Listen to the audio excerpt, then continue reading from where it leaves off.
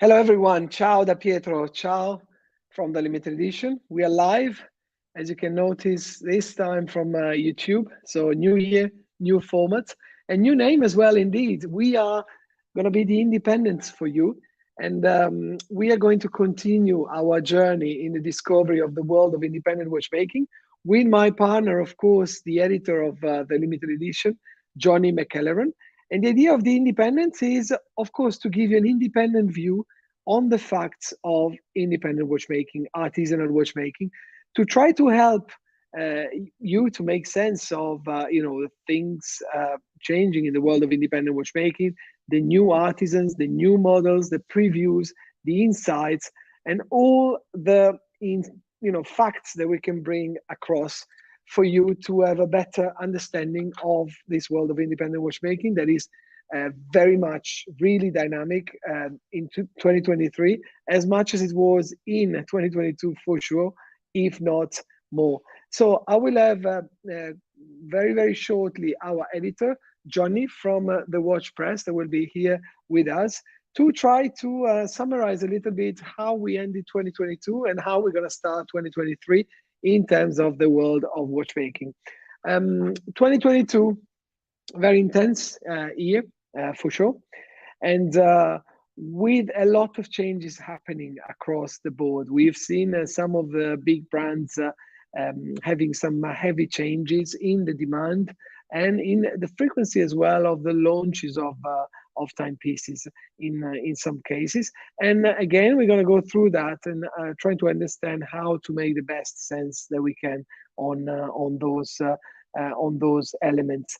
2023 is looking very promising for the watchmakers, especially the independent watchmakers, and those that have managed to really make an impact across the last few years. And in particular in 2021, 2022, that were two pivotal years. As before that, we were talking about independence as a bit the outcast and underground watchmakers, artisans. But these days, the demand has gone to record levels across the board, from the smaller to the bigger independents. And it is necessary for us to make sense, to understand what is what exactly, to make our decisions on our collections in the best way possible, as these numerous new launches and new models and new artisans altogether are actually launched on the market, to use a commercial expression, but actually as these artists decide to showcase their work on the market itself. So we will shortly have our editor Johnny McElherron from the Watch Press. Of course, you all know Johnny also for being the organizer of the Festival of Time in Ireland, the best festival on the world of watchmaking organized in Ireland. And I say the first. Probably Johnny will elaborate a little bit on that.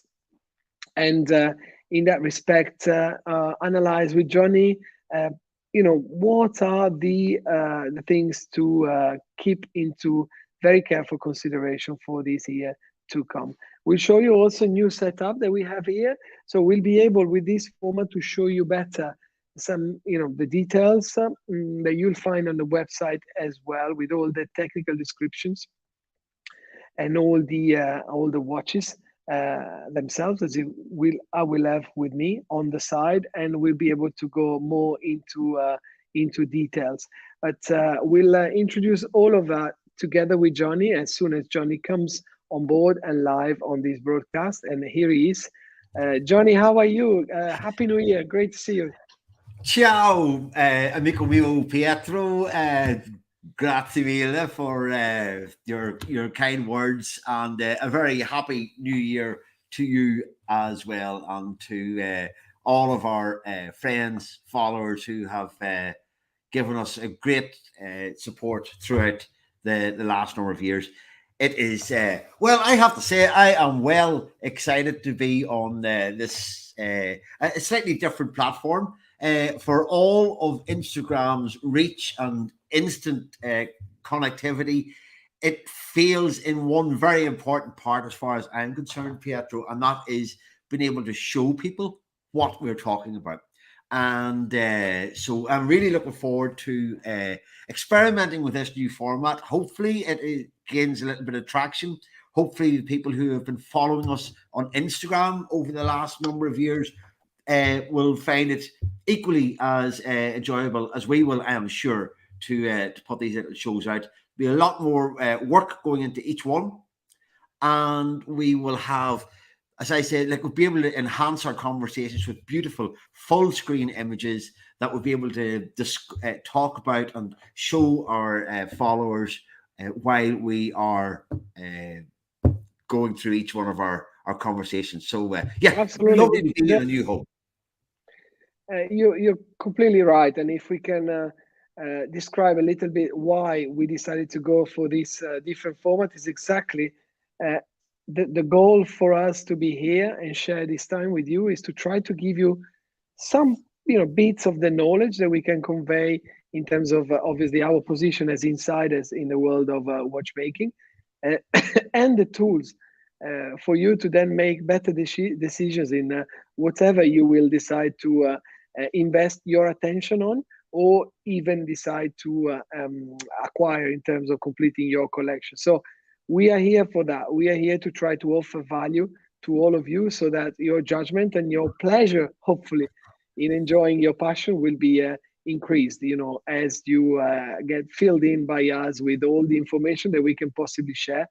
And we are, sorry, Johnny, we are normally quite generous as well, quite open and very honest in our approach, and this will remain absolutely the same. For sure. So yeah, well, Pietro, it's been a fantastic year. 2022 has been a lot of highlights, and not least of all our participation again once more in the GPHG Awards, where we had a lot of fun working on our nominations for that. That all kicks off again very soon as well. And so it's been we are in a very different place, Johnny. Beginning of 2023, fast forward from when we started in 2015, and probably we started our lives in those days in 2017.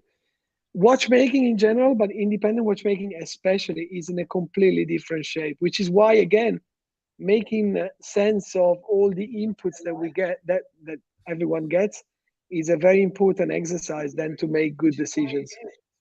Yeah, absolutely. The industry, the sector, it's not even, I don't call it an industry, the independent sector has just evolved in leaps and bounds over the last 5 or 6 years. And it's fantastic to see. It's a double-edged sword, of course, because the demand is far outstripping the supply in quite a number of cases, and there's a lot of our independent brands who are they're struggling to meet the unprecedented demand as people become more aware of of what exists outside that mainstream sector, which is the big global brands that you find in every high street. And people who are collecting watches tend to be quite proud of being individual, and to find that there's an alternative to these mainstream brands that are artisanal, they're handcrafted, they're use hundreds of hours invested into the production of each watch, and so many different skills required from each watchmaker to be able to do that. And so this is what appealed to me whenever I first stumbled across the world of independent watches. As I said, being in Ireland in the early 2000s, independent watchmaking wasn't really a very well-known thing here, and indeed it's only really taking root now. And as you mentioned in your very kind introduction about the Festival of Time that we had in Waterford in Ireland in May of 2022, where we had 16 amazing independent watchmakers, that's the beginning of introducing this very, very specialized but very, very beautiful form of art, horological art into Ireland. And it's great to have the limited edition there, to be able to be part of this journey as well. And we all complement each other, I think, Pietro. Absolutely. And when you're talking about a form of art, of course, besides the official validation from the UNESCO as the art of watchmaking has been actually recognized as a UNESCO patrimony. But besides that, there are a number of new names coming out of the school of, in this case, watchmaking, as it happens, every year from the School of Arts around the world. So a number of new artists coming up, and how can I say? I want to say aggressively, but aggressively is not the right word. Like quite seriously proposing themselves as solid names. We could name people like Théophile or Leconte or Felipe Pikullik more recently. From the collector's perspective, there is a lot to take into consideration and to kind of make judgment about. So all the mainstream brands and all these independents from a sector that is flourishing, it's a lot of information. It's a lot to take on board. And I think in these cases, curation is the word. Everyone should find the core of his collection. For the core of his collection, what he's looking for, what he's looking to achieve by collecting the independents. Because by no means, I don't think there's anyone that can actually collect everything and all the watch collectors. Sure. Sorry, all the watch makers. I'm with you. I just seeing our first comment there from Rodzia, 1981. Happy New Year to you, my friend, and thank you for joining us on our new platform. And so, yeah, Pietro, the watchmakers are, so many of these young people. Put it like this: 10 or 15 years ago, young people weren't really attracted to independent watchmaking because there was no real potential, there was no prospects there. But there have been this vanguard of independent watchmakers who have persisted, who have taken a risk, you got to say, because you're risking a lot if you go out on your own and it doesn't succeed. So the people that you mentioned, we've got young guys, Théophile, Florian Leconte, we have Isman, we have Luc Monet, we have Cyril Brivet-Naudot, we have this Peter Mambeda, we have these incredible, all young guys. Philippe Narbel, Sylvain Pinot, they're very young for ages, and that makes a point on his own. For not mentioning them. Yeah, no. I mean, it's impossible to mention all of those with talent these days because we're living a moment that we've never seen before. Quite frankly, which is fantastic to see that there is so much there's so much industry going on with these young people and so much creativity, and there's also so much demand that a lot of these people, their watches are 3-4 years in backed up now with through the demand. Amazing to see. Which is why, Johnny, recently, for the benefit of our collectors, we have reorganized the curation of our website, the limited edition, which was born and is supposed to be a place for collectors that have an interest in the underground world of watchmaking. And if you let me now, I will share exactly what I mean.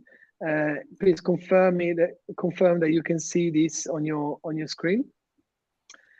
And yes, so we made this big decision, Johnny, to curate our collection, highlighting the master watchmakers, the independent brands, and then giving an area on the rare editions where we show actually the timepieces that are available, which is a very important and relevant thing these days, as we know that half of the problem is that it's amazing to get into independent watchmaking.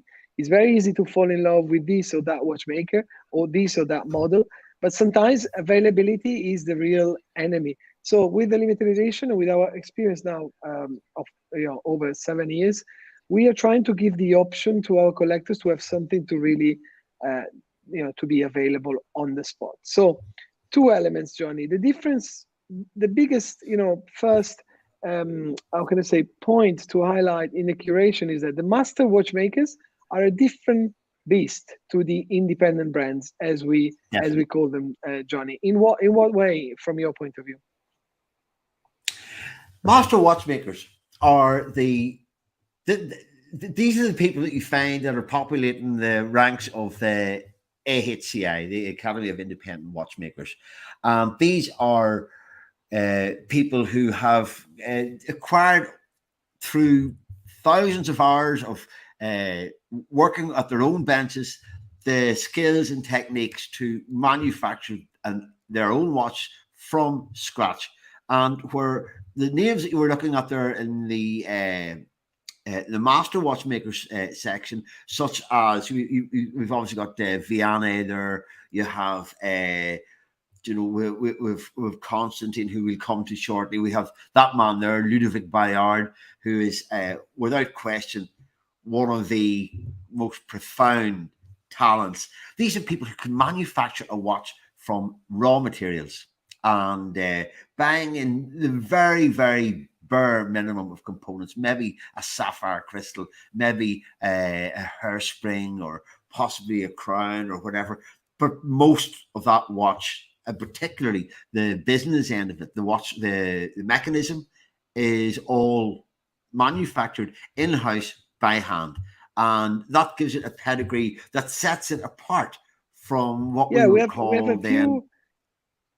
Sorry, Johnny, we have a few exceptions, such as Fiona Kruger or James Lamb or Felipe Pikullik as well, who are in the process of going in that direction, but they have some parts of their manufacturing process that definitely can be defined as artisanal, as a down to one single man's imagination, which is really the important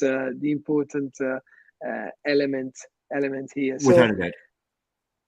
Here we have names like Elon as well, the Irish, obviously John McGonigal, the Irish watchmaker, Thomas Prescher, Vincent Calabrese, Ludovic Baluard. So if you're into the contemporary watchmakers, this we thought was an important distinction to make from the independent brands, who are more are a different kind of organization, where, as again, the artisanality of the methods of production are still very, very important.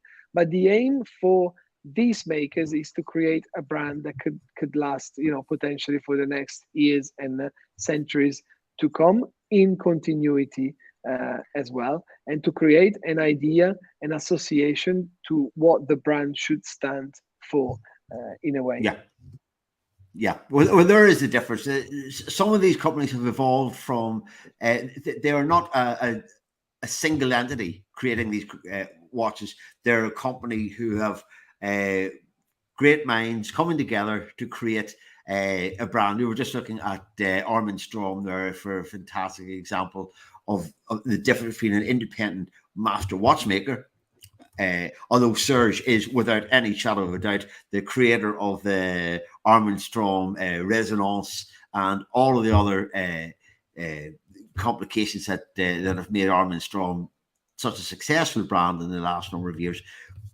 But they're different from the fact that they're producing maybe a few hundred watches every year, maybe more than that there, where an independent master that we talked about at the start, if he manages to produce more than 10, 12, 15 pieces in a year, that's a bumper year.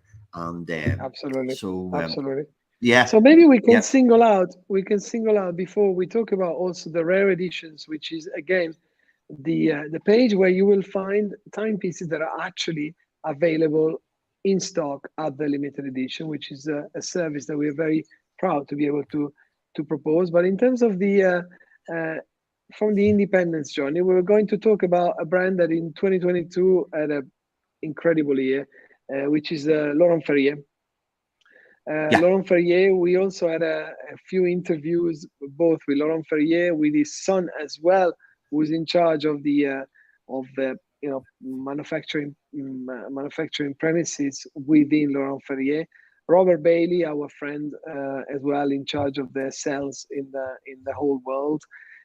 Laurent Ferrier is doing some spectacular things, Johnny, and I know that you wanted to share some of the contents that we prepare for this live on Laurent Ferrier. So feel free to do that. And I'll we'll do that now presently. So well, these are some of the pieces that we have actually that I think are currently available in the rare editions. So and folks, if you're for everybody's watching, if we make any mistakes, this is episode 0. So this is our prototype episode. So we will we hope that you stand by us as we find our way through this. But one of the pieces that you were talking about, Pietro, there is the classic origin white, and which is this absolutely magnificent hand winding, fully manufactured in-house, and the detail, the attention of detail. It's hard to say about anything about Laurent Ferrier because the detailing is so pure, refined, and minimalist. There's nothing really, ostentatious about it yet. It is from a man who has spent a career working at as design and at Patek Philippe, and indeed the father of the Patek Philippe Aquanaut, who is responsible for his design. Those that finesse is very, very visible in this beautiful piece. And Pietro, it's all a treat. It's both in the front, the dial itself, which is minimalist and subtly elegant, and the case back as well, where the movement itself, which is the caliber LF116, which is a manual winding, vibrating at 21,600 vibration per hours, is pure. Pure is the word when you talk about when we talk about Laurent Ferrier. This as well, Johnny, is a grade 5 titanium case, which makes it really, really wearable in so many ways because of the weight that is obviously quite not intrusive on the wrist, and the dimension is very, how can I say, understated. 40 millimeters with 10.7 millimeter thickness as well. Laurent Ferrier has an ability to work with colors and contrasts of colors that is totally unique, John. And this is the silver white opaline dial with a slate gray chapter ring, which with the red indices all around the chapter ring create this beautiful contrast that makes it, yes, minimalist, but at the same time quite distinguished in a way. Yes, without a doubt, and they do, and they stand out because they are so they're pristine. Really, there's very few. It's difficult to pull that off. What they do is very difficult to pull off.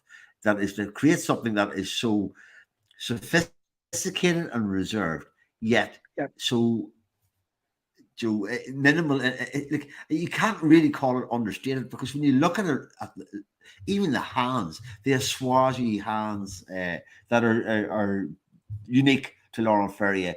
The detail that goes into every single component. Well, that's why, Pietro, the Sport Auto, which is their sports steel watch, it's the waiting list is now up to probably 2028. Absolutely.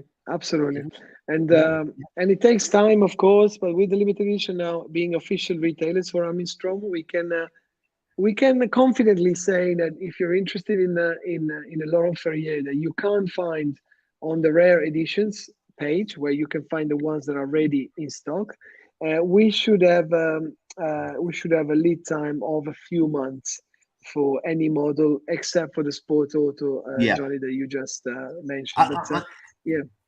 And you also have a few pieces in stock there as well. The other one was the classic Gallet Traveler, which is again correct. For people who are enthusiasts of Patek Philippe, and for this dual time with date is just Pietro. We're lucky enough to have spent time with Monsieur Ferrier and with Bob, and to see these watches in person and it's just but that's it. I mean, there is elegance and minimalism, but at the same time, it comes across as very contemporary. Look at how the traveling time obviously is showcased here. It's obviously totally Laurent Ferrier, and of course, yes, you mentioned about the Patek Philippe background, but of course, Laurent Ferrier was one of those watchmakers that were more than instrumental to Patek Philippe development stages decades ago, when Laurent Ferrier was, for example, responsible for actually creating the Nautilus, which is something that not many would know. But where, of course, the Nautilus famously designed by Gerald Genta, but was actually translated into a product by Laurent Ferrier, who was a project manager in those days at Patek Philippe, and he worked with Gerald Genta to make the Nautilus a reality. So yes, this is the Traveler by Laurent Ferrier, and you'll find it in our rare editions as a collector's piece. So it's one of the pieces that we have acquired from one of our collectors, and is available in mint conditions on our rare editions shop. In terms of sorry. A couple of little comments just coming in there, Pietro, and as well, that would be nice to let people see. There's Paul, who is an existing customer of the limited edition, having purchased a classic Origin from us. Been really pleased with it, Paul. That's a mighty purchase. I really think that they're just. I think you can tell, Paul, that we are. Thank you, Paul. Thank you very much. And thank you, Johnny, for showing the comments, because I can't actually see them from my software here in front of me. So it's very good that you are highlighting them. And yes, Paul, I'm really glad. We always like to know how our collectors get on with the timepieces that they decide to acquire from us, or from also other retailers. Because your feedback is always what helps us to then, when we do things like this, creation of content like this, we can highlight the right details and the right information that you may be interested in. So very glad to hear from you, Paul, and thanks for watching our episode 0, which will be one to be remembered, I'm sure. I'm sure, Johnny. So far, Pietro. If you can see people what it's like, it's all held together by string and sticky tape here, but it's working okay. And we have another comment there as well from Jizzy Ninja, who has said it's so great to see the new generation of independent watchmakers. Hope they all take their time and find their voice. So far, it looks great. Fantastic comment and a lovely appreciation of what these people are doing. And for us, it's a privilege to be working with, because I am convinced that a lot of the people that we're working with, Pietro, are future, they're historically significant, and that the watches that they're creating are future museum pieces. That's the thing, Johnny. I had a long conversation with a collector today in regards to what you're saying, and there is this thing with independence that there are a lot of independents coming up, and there's a lot happening, and sometimes there is this feeling that some collectors may think they're losing a bit track, but when we make the parallel with the world of art, every single day somewhere around the world there is a new artist, a new imaginative, creative mind coming out and wanting to propose his own art. And watchmaking is increasingly becoming like that. Now, it could be a bit of a shock, because before we were used to only recognize the makers that were actually in stores, because watchmaking was seen as merely a commercial activity, and you would acquire your watches through a store. Anything else would be barely existent. But these days, we're living and seeing a flourishing of expressions of art via watchmaking, and some of these watchmakers they don't necessarily even sell for years, and yet we like to talk about them. We like to expose them, because they are the living proof of the fact that watchmaking is a form of art that is out there to be enjoyed by everyone, if you can afford it, or even if you can't afford it, because it's knowledge, it's education, and it's culture. One big example of this, Johnny, as we move on our schedule, we're talking about independent brands, but there are in the number of young watchmakers that have really, you mentioned Sylvain Pinot, Philippe Nachbel, Florian Lecomte, etc., etc. There is one Brazilian-German watchmaker based in Berlin, Felipe Pikullik, that, nobody knew. From 2017, Felipe has started to propose his watches, and really we got to know him only in the last couple of years. And with 2022 being a big successful year for this young, still very young watchmaker, no, Johnny? Oh, absolutely. This is one of the things about what we do, Pietro, that every day is a learning day, and we're forever discovering new emerging talents who are appearing on the radar. And I have some images. I just checking. I don't have all of them adapted for screen, but this is something. Yeah. This is his new creation, which is the moon phase, his Mon phase, number 9. And this is, I think this is possibly one of the first times anyone is seeing this piece, Pietro. Most probably, Johnny, if you Google it, you won't find anything yet. And we are in the process of listing this timepiece on our platform, on the limited edition, of course. And we just presented it as a preview to our collectors. A 20 pieces limited edition, all based on the art of Felipe Pikullik, which is all about incredible, outstanding finishing of existing movements. In this case, the ETA movement that you may or may not recognize in this case. And stunning. It's completely transformed and revolutionized. And Johnny, 20 pieces limited edition. We were lucky enough to have access to one single piece, such is the demand that Felipe Pikullik is having at the moment. And in this case, if you are familiar to what Felipe was proposing already, there is the addition of a first complication, which is the moon phase. You'll see the moon there, let's say at 10 o'clock, if you're looking at this case back as if it was a clock. And you'll see the moon phase, which, Johnny, in interesting detail, being Felipe of Brazilian origins, he decided to showcase a moon with a view from the southern hemisphere, which is completely the opposite of what I think 99% of watchmakers have done, that I know have done so far.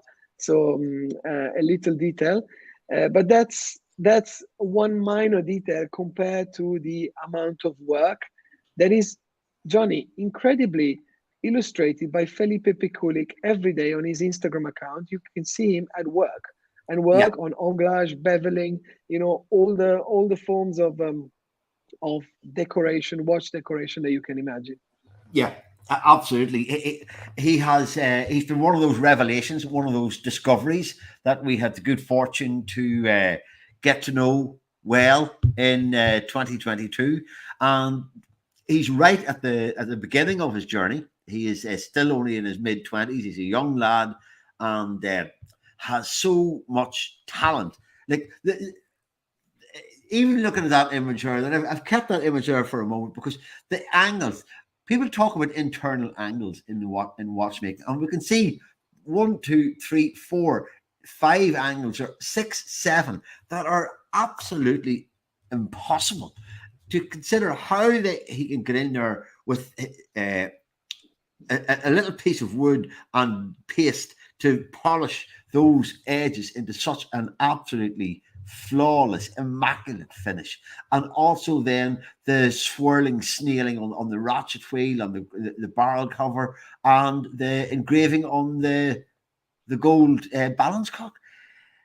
This is for somebody who is just arriving on the scene, Pietro. He is fairly making his mark, isn't he? Absolutely.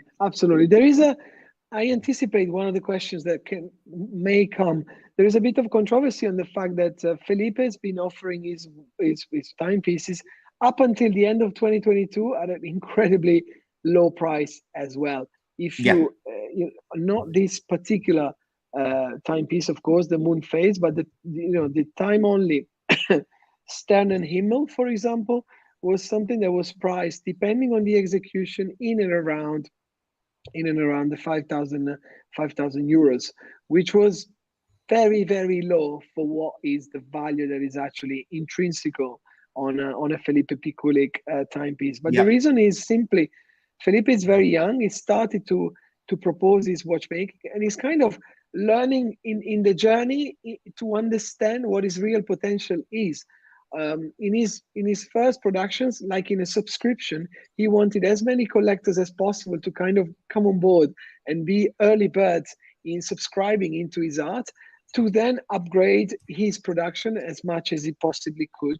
And the first kind of intermediate step towards this goal is this month phase that Felipe has just launched, that really showcases a haute horlogerie approach that is undeniable in some ways. Without a doubt, it has been a revelation to me. But here, this actually brings me back to something that Jizzy Ninja said a moment or two ago, and is wish them all well, take their time, they'll find their voice. Pietro, that's it's something that I have always believed in, that it's all very well a watchmaker.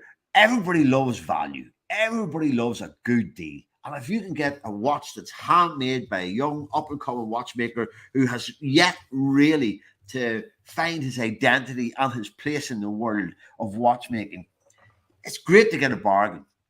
But at the same time, these guys eventually have to be able to turn their art into something that will sustain them and their families going forward. And so I think it is essential that people will say, oh, that watch was only half the price 2 years ago. Man, you gotta make a living out of this. And if most of the people who are buying these watches are in a position where they wouldn't begrudge a young watchmaker making of course. And it's not, I mean, this is very important, and it's not actually the same watch. Yes, it costs now much more to acquire Felipe Pikullik to what he used to do 2 years ago, 1 year ago. But of course, Felipe has been working on some incredible upgrades. And for example, I just give an example, but the Sternenhimmel that will still be in the collection you'll find on the limited edition on the Felipe Pikullik page will still be available with a blue dial, but the blue dial will be aventurine, a piece of aventurine stone. Yes. That will be the dial. The movement as I well. I have an instrument here, Pietro, but it is Exactly. it's not full screen, so but it gives you an idea. The aventurine glass dial, and absolutely spectacular. And there are some upgrades in the movement as well. So God is in details in these cases, and of course, Felipe has come to this level where the amount of time that he has to spend, to get to this result that you see there in front of you, which is quite I'm not surprised you're laughing. Compelling. It's it's brought the prices to a different level.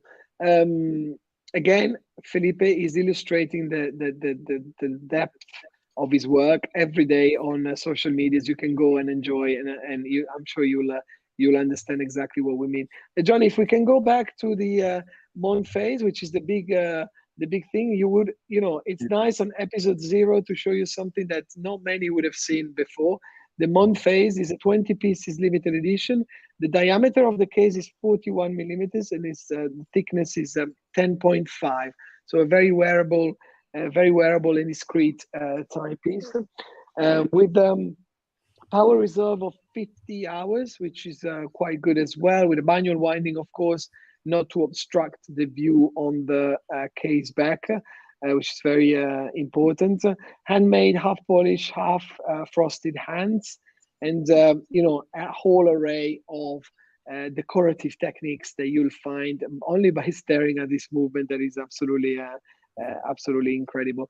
We were lucky enough to get one piece, as I said, number 8, and we are currently registering interest from some of our collectors, and we will have to make a very hard decision in the end to try to allocate this piece to one of our collectors only. Rather you than me, Pietro. Yes, I know what you mean, but stay tuned with us, because we always try to give information in advance enough not to make it chaotic, and not to play with hype, which is the thing that we hate. We don't play with hype. We don't try to create artificial hype. We try to explain, describe, illustrate, and give the opportunity to people to take their time in making their decision. So no stress. Let us know if you're interested in this piece. We'll see what we can do in case. But yeah, we're very lucky, and I want to thank as well Marco Concina from Swiss Watch Gang, who spotted Felipe first, actually, for what Felipe was actually worth. I had seen Felipe, I think it was 3 years ago, in the midst of that too many things, Johnny, we were involved with, and I didn't understand the potential straight away. And then discussing with Marco, of course, Marco knows it better. We really got hooked, and we're really happy to have done. Yeah. So Marco was in Belfast a week or two ago, I think. But there is look at the minutes track on that watch, the chapter ring. That's bonkers. It really is absolutely incredible. But Paul has come back with another great comment just on what you're talking about there. Because how are you able to develop a good working relationship with so many brands? Do you have to say no more at some point?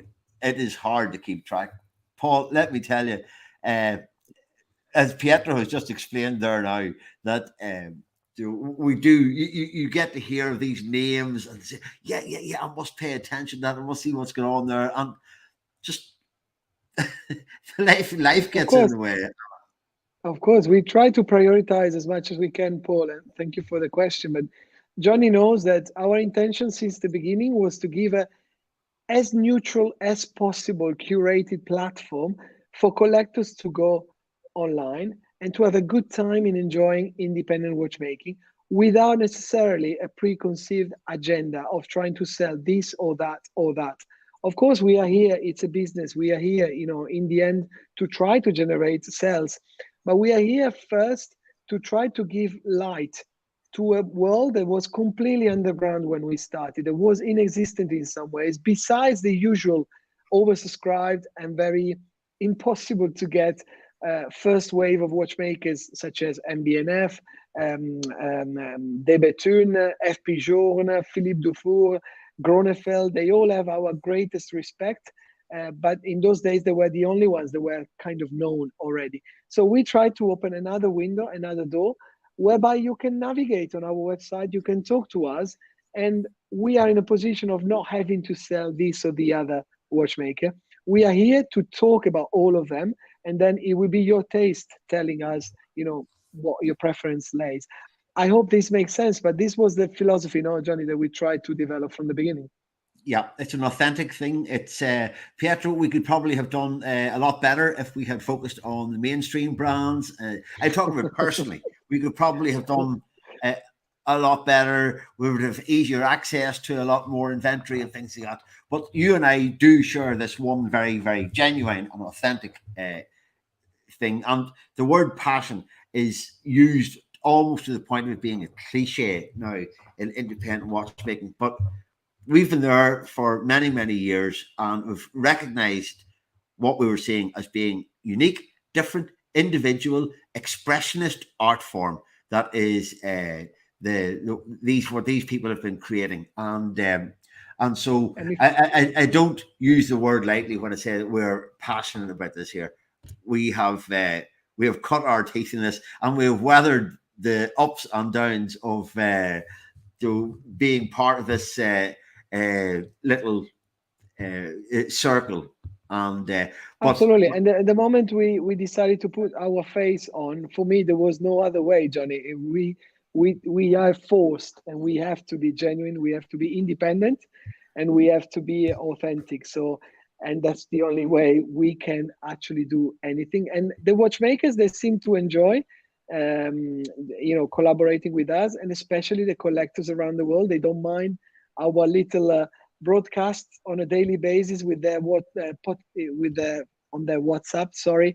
Our newsletters, our lives that we try to send and feed you with on a weekly basis. But Johnny, in terms of authenticity, sometimes we have to make hard decisions as well, because for as much as our beloved Russian watchmakers have been somehow still traded and still promoted across several countries around the world because of being based in the UK, and because, out of respect for what is happening in Ukraine, we had to put a bit of a break on something we were very known for, but there's no shame in that.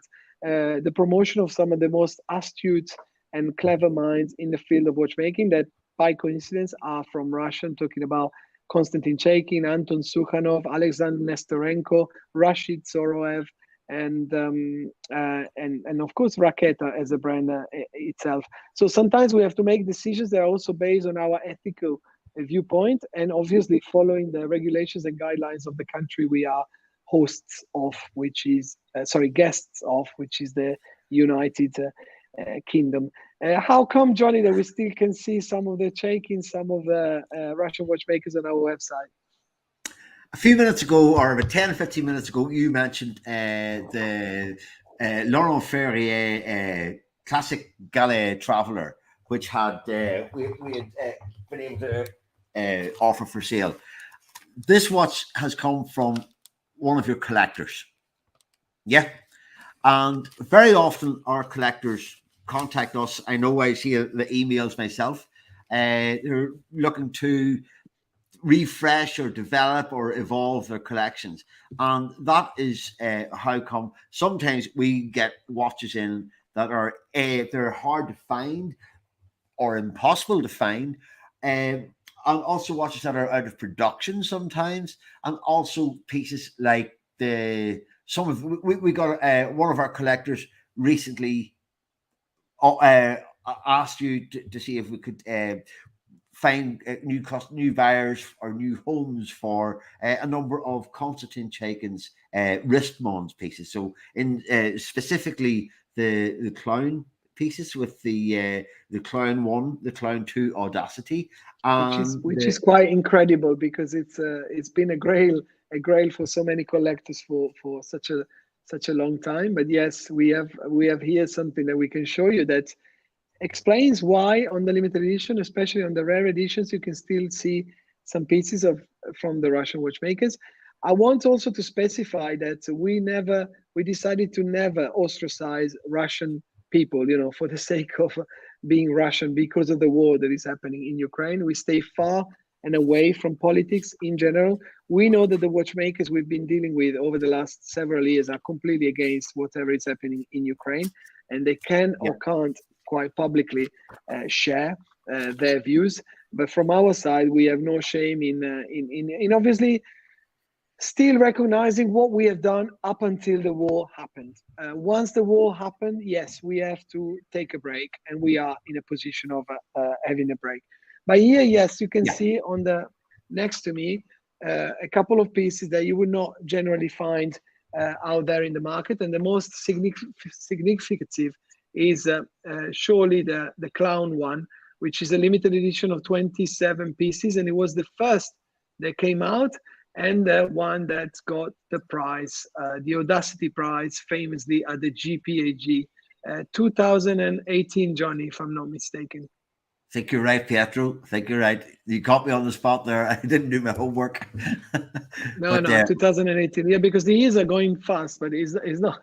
It doesn't matter. But this watch has become a little bit the symbol of what we were trying to do, John, in terms of pushing creativity in watchmaking, embracing creativity and promoting creativity.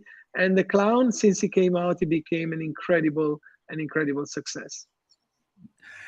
Just a revelation and revolutionary. I often wonder when Konstantin first introduced the original Joker, did he do it as something as kind of an amuse-bouche, something as a curiosity, a little novelty that he maybe expected might sell 20 pieces and get people talking about him? And 27. 27, the original run, yeah. And what that has evolved into is just staggering. It's incredible. It's incredible. Because Constantine Chaikin, people, as far as I'm concerned, is one of the greatest horological inventors that has probably ever lived. And I don't say that lightly. And I know that we know a lot of amazing watchmakers, but he has something like approaching 100 patents that are. You've been in his workshop in Moscow, Pietro. You've seen his wall, it's just festooned with framed patent certificates, and you know, he is this completely serious watchmaker who, for whatever reason, he did the first Joker, and it just caught the imagination and the taste of people, because watchmaking, there's so much gravitas associated with watchmaking and very little levity. And Constantine hit on something, whether intentional or not, whether genius or just by good fortune that he happened to come up with the idea. And the Joker has been a phenomenon ever since. Pietro, sorry, Johnny, can we remind our audience that Constantine started being a watchmaker from a very from a career of a commercial salesman even, and then he decided to put together as a first watch. He actually decided to work on an Easter calendar clock, which is somehow one of the trickiest complications one can even think about in a way. So this is where the man started off from. Well, if you can consider that for anybody who thinks about that, the Easter calendar is a movable feast, and it's never the same 2 years running. So how to calibrate a mechanism that can foretell when Easter comes, there's not even any rhyme or reason to it. There's no mathematical. It's to do with the weeks, the sun, the moon, and I don't know. How the hell did he do it, Pietro? I don't know. It's how he learned his craft as a watchmaker, which was that was only the starting point. And then as he matured as a watchmaker, and he's explored all the different complications. He was also responsible for making the first tourbillon made in Russia ever, out of some of the many achievements. And the Joker has become his signature, I think, like you say, out of how can I say, chance in a way. Yeah. But it has become a symbol of independent watchmaking, a little bit like Max Busser has become in the first wave of independent watchmaking, the guy that was there, that became kind of the ambassador of the spirit of independent watchmaking. Yeah. It does break my heart. Yeah. It breaks my heart, Pietro, that that the situation is as it is, that we're not able to get these pieces in the same kind of way that we used to directly from Constantine. Hopefully, in the not too distant future, there'll be some kind of resolution that will. We all want to see peace. We all want to see peace, and the sooner people get this, yeah. And that's the bottom line. But being completely open, it was important for us to explain why. If you go on rare editions, you'll find the Racer by Anton Sukhanov. You will find the Clown. You will find the Clown 2. You'll find the Grimaldi as well. These are pieces that we acquired basically before the war happened, and of course we are here to offer value to those watchmakers, to those collectors that are still looking for these grail pieces. The Clown one, I don't have to explain you how rare it is. It's actually the first piece I see I have seen in the last 5 years, and we're lucky enough to have it in pristine conditions. Even if you look at the strap here, it's never been worn altogether, and all our pieces come with a full set of papers, and with our warranty covering it as well. If the warranty from the watchmaker is not valid, anymore. So here you have a view of the two pieces. This is just an example, Johnny, and working on this format, we'll be able to explore on rare editions, and hopefully every time we go live, show some details of the pieces that we actually have available in stock. and finally we can share with our collectors. Well, indeed, and Pietro, I have loved it. I think it's much more. It's nicer to do, to be able to look at what we're talking about, and to be able to showcase in different ways through having nice full screen images, or having the camera in the limited edition headquarters, and to be able to show what we're talking about, and the beauty of that Felipe Pikullik is just mind blowing. And for people who haven't seen it, to talk about it does not do it justice. So, so I see one last comment there from Rodzia, who has said, "Do you plan to make any new collaborations this year with specifically from the limited edition?" That's a big one. So because nobody's watching, I can easily share a few things with you, Roger. And so we have just come from a good success of the Swartz Etienne Carry Booty line and terracotta. But yes, we have something ready now for the month of January. Believe it or not, we sent the information the other day to the press. There's a collaboration coming up with a British watchmaker and a collector group in California. So it will be a collaboration between the limited edition, Collective Horology, and James Lamb. James Lamb, a little bit like Felipe Pikullik, Johnny, we are digging very deep. We're digging very deep to find creativity and dynamism in British watchmaking, which used to be once the cradle of mechanical watchmaking, and is now been kind of surpassed by Germany, by Switzerland, at least by America as well, in so many ways across the years. So young British watchmaker, collectors group in California, the limited edition, all collaborating together. And also there is a second one coming shortly to you, but we'll let you know. We'll let you know probably by the end of January about that one. But thank you for the question, because Johnny, we get a lot of inspiration and a lot of how can I say, we feed ourselves in these collaborations, because we inevitably learn a lot about the planning, the making, the development of collections that are actually by definition bespoke. And this is another way to get deeper into what it means appreciating watchmaking. Yeah, absolutely. And to extend to be able to work with these people, and that also helps us create this relationship with them when they realize that we're serious. We're not just looking to see if we can piggyback off their success, but by actually getting involved with them, and by doing a collaboration with them, that